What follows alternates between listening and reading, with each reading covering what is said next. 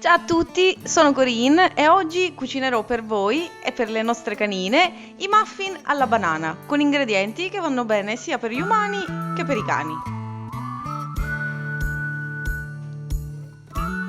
Ecco uno spoiler di come è andata a finire.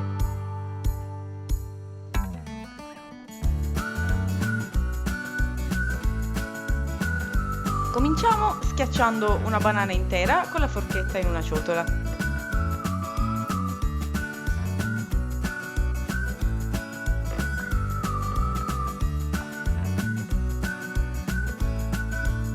Aggiungiamo la farina integrale, il lievito, lo yogurt,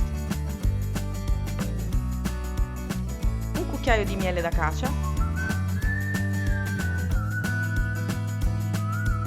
un cucchiaio di olio di semi di girasole, la farina di mandorle, un uovo e cominciamo a girare aggiungendo piano piano tutta l'acqua.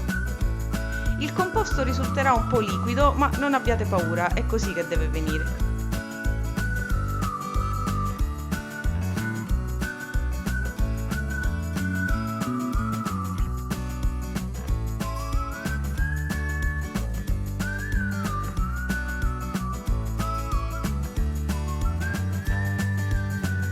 Io ho usato questi stampini in silicone di formine diverse.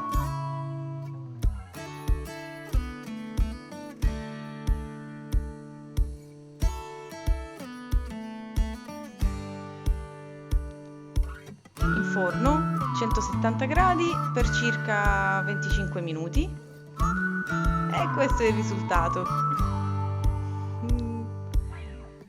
Fiammetta apprezzato. Vi ricordo che per supportarmi basta lasciare un like e iscrivervi sul mio canale, seguitemi anche su Instagram e su Facebook. Ciao, buon appetito!